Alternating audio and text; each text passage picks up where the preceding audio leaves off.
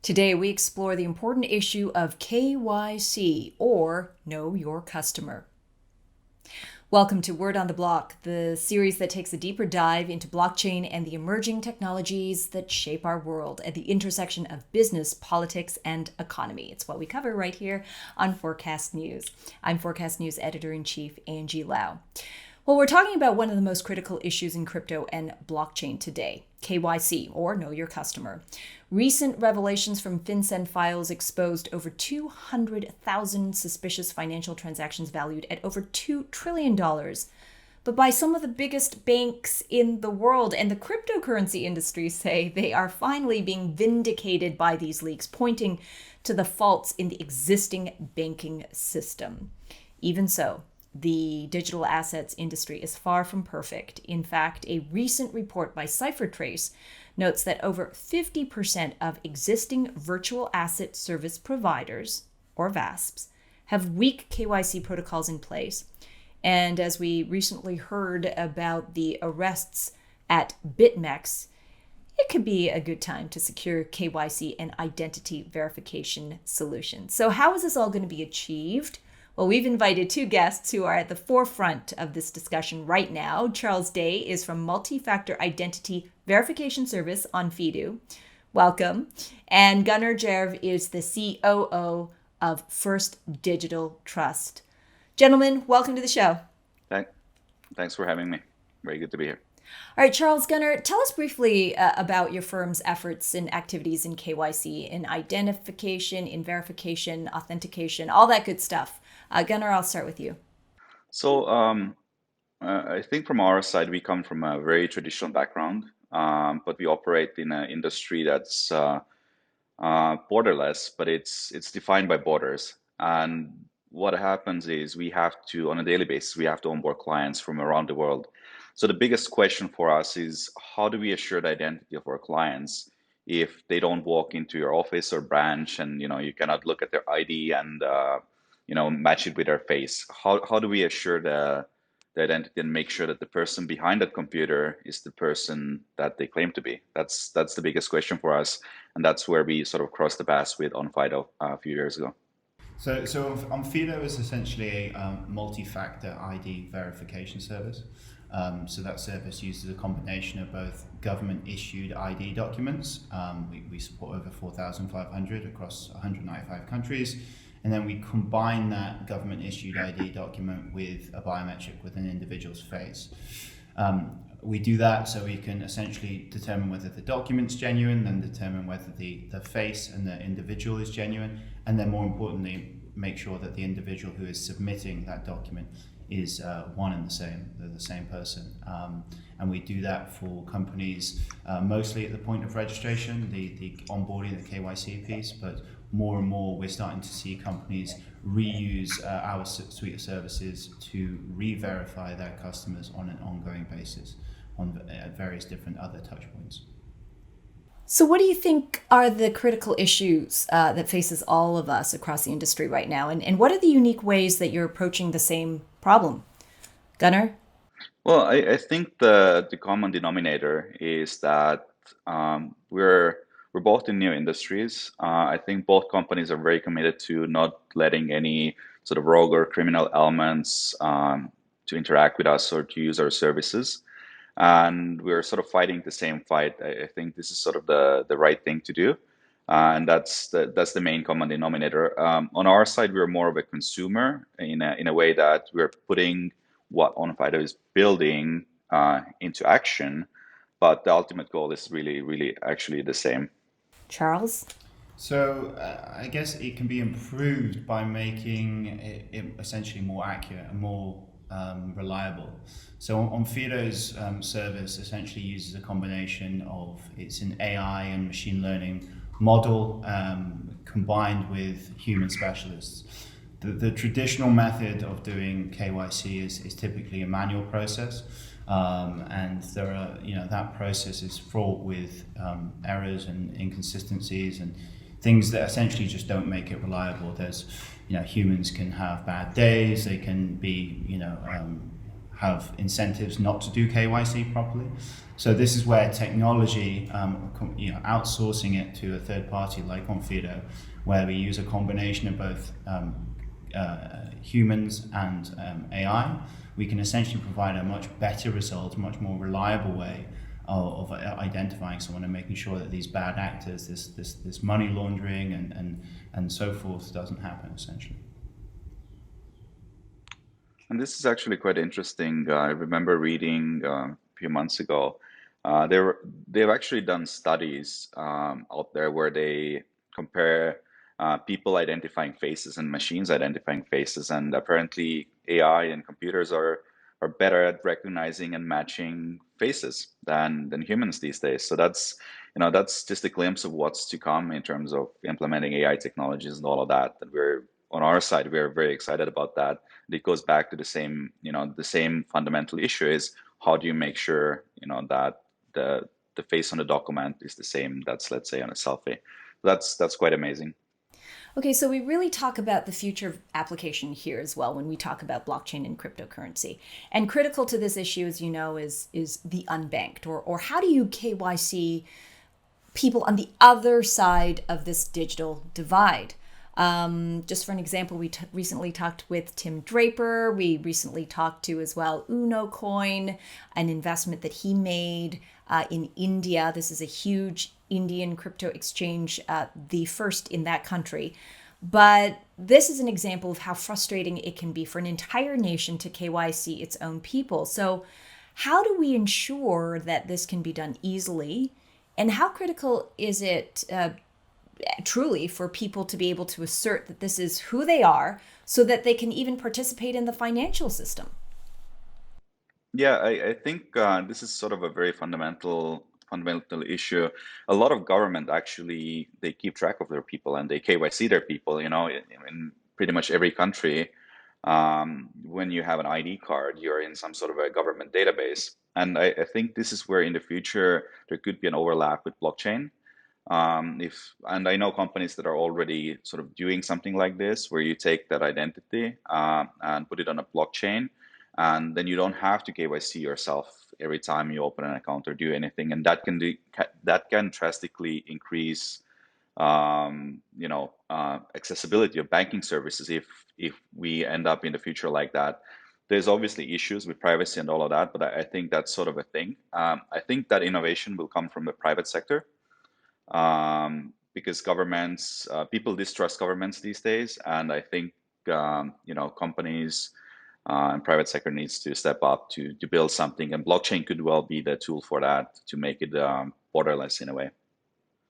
And that's a problem I think that you're talking about that I don't think Onfido is going to solve. To be honest, that problem of how do you verify someone is who they say they are.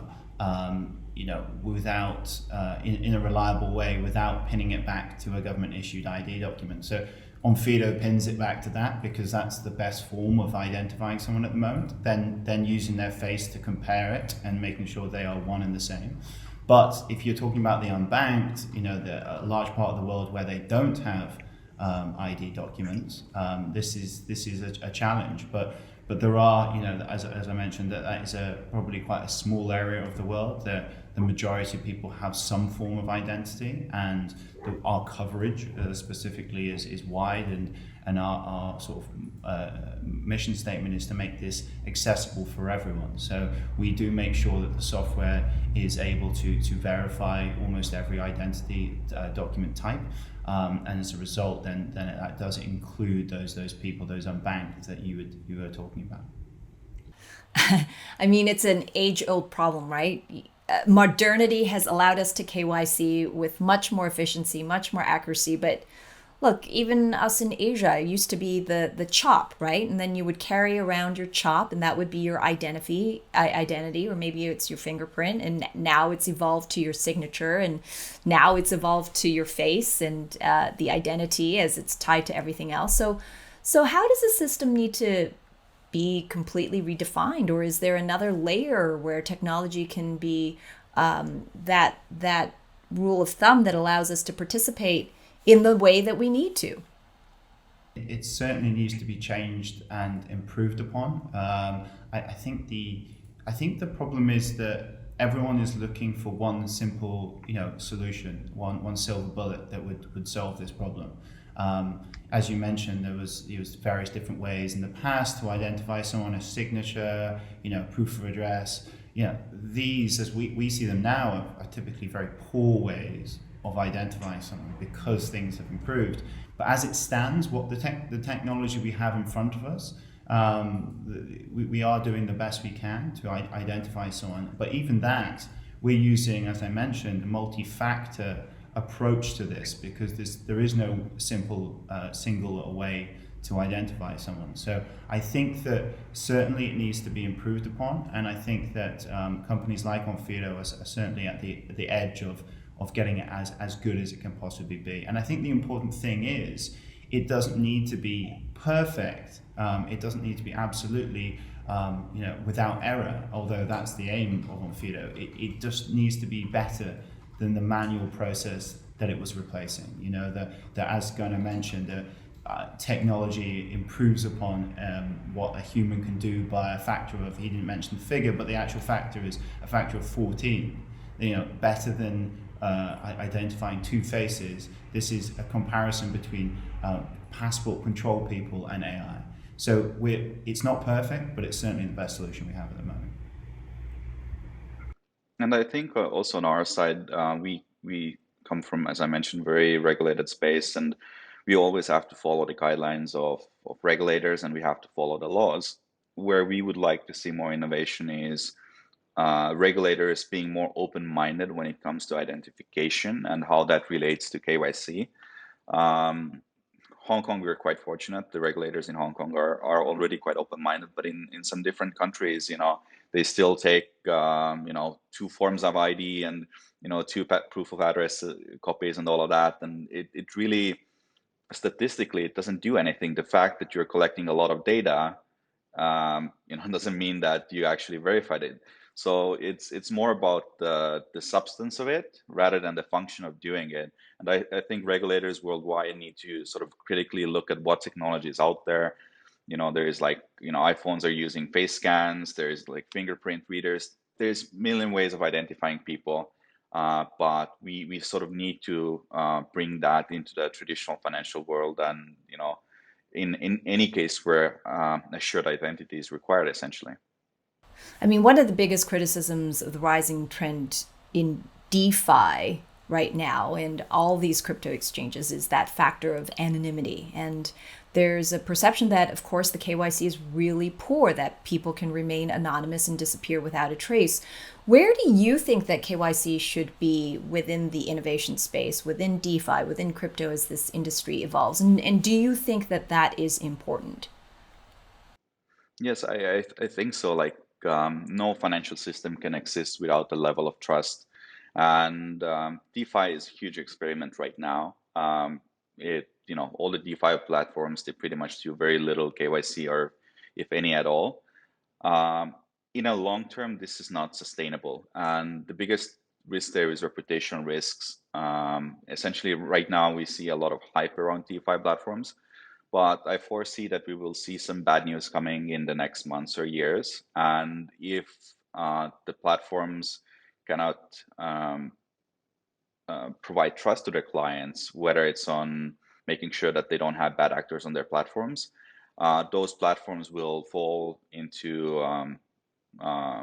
sort of into the blacklist, and people will tend to gravitate towards good platforms, ethic platforms. And I think DeFi itself has a huge potential. And I think the platforms, if we look into the future, 2 years from now or 3 years from now, they will be very sort of ethical and very maybe even sort of self-regulatory in a way. And I mean, it won't be like it is right now in a way. But it's a giant experiment, so we're sort of excited to see how it goes.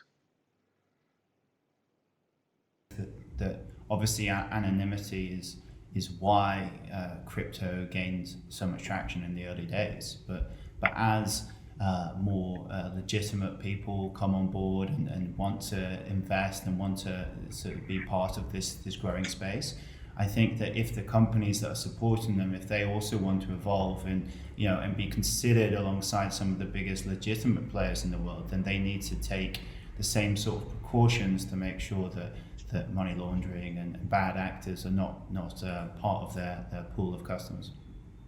Yeah, just a finishing thought. Like recently, we saw the BitMEX story, right? So it doesn't matter how big you are, if you don't do things properly, there's issues that you have to face in the future. And this could be if you're running it as a business, or if there is ultimate goal to make some gains. This can be very, very damaging. So I think all DeFi platforms should be at least thinking about this, should be thinking about KYC, and should be thinking about like transaction monitoring and all of that, how to make it easier while still maintaining that balance and while keeping sort of the ethos of the whole blockchain and the anonymity and all of that, not compromising it essentially. Well, excitement for some, as we observe in the innovation space, can be hard for others, especially if you are a regulator. In fact, it could be horrific. And that's certainly what we saw with the ICOs. We are seeing it now. But no doubt that sentiment is being repeated right now in DeFi. One of the most recent reports that we saw from CipherTrace is that 56% of VASPs have very weak KYC, which obviously increases money laundering risks. To both your points that this has got to change. Do you think that, obviously both of you represent the part of the industry that recognizes that KYC, identity authentication and verification, is critical not only to the system but to the people who are participating in the system. But do you think that the industry's appetite needs to rise for KYC and AML? Absolutely. So I think that if you're talking about the encouraging legitimate users to these platforms, I think this is a great opportunity for the blockchain space as a whole to actually show an example of how well it can be done. I mean, if you to consider the potential revenue that you could earn from the legitimate users, it outweighs the non-legitimate money out there by a huge order of magnitude. So if you want to take it to the next level, you have to show how to these legitimate users how they will be protected throughout this process, and how the platform that they're entering into is of the highest standards, and that starts with a thorough AML process. I think that's only going to encourage people that are somewhat skeptical of this area at the moment. One day, and that day is coming soon. I mean, if there's one thing that COVID-19 has done, it has accelerated this digital transformation and has allowed us to really live in this virtual world in a way that we haven't done so with such intensity in the past. So I want to ask you, look into the future a little bit for me. Fast forward, if you will, 5 years from now. Where do you see KYC and the technology that is available to us today with blockchain? And what does our everyday activity look like as we participate in the system, but with a little bit more digital know-how, a little bit more integrity and KYC, and that allows me to participate in the economy as a real person? In an ideal scenario, coming from my standpoint, I truly believe that money laundering is an insidious side of our community that we need to eradicate. And I think that there's great work being done at the moment to identify addresses, identify the people that own these addresses. And I think that if you continue along that path, and that happens across the board, it's made a requirement by regulators. And companies have to abide by it. I think you could see, this space is a more legitimate area than even the traditional banking system. You could see that, absolutely no money laundering taking place in this space, and I think that would be a really, really great opportunity. And I think on our side, I'm a firm believer that, if you say 5 years, that we will have, or most of the people around the world will have a sort of a portable identity in a digital form. Where the trust doesn't come from the home, like your home government or your local authority, and that will make it much easier for anybody to open, let's say, bank accounts, to subscribe to financial services and all of that. It's about getting to that point and also getting the traditional financial institutions and regulators to sort of accept that. As I mentioned, there's companies that are working on that right now. It's not quite there yet, because there's not that level of trust yet. But once we solve the problems of assured identity and how to transport that safely and securely, that it cannot be forged, blockchain could be underpinning that. I think that's really the future. I think we're all tired of, submitting a stack of documents 2 centimeters thick every time we open an account somewhere. If that could be done once in your life, and or it could be fluid and changing as as time goes by, and you could just pass the token digitally, I mean, that would be an amazing future to live in. Yeah.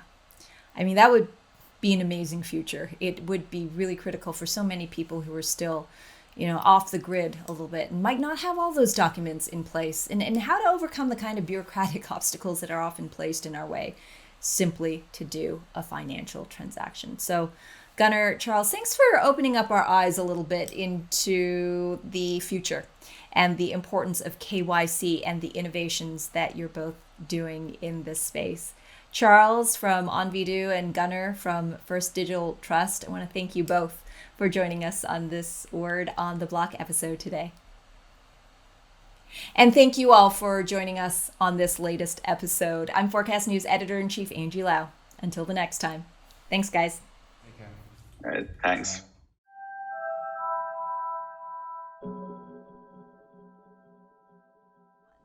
If you like that, come back for more. All you have to do is click like, always comment, we love that, and subscribe.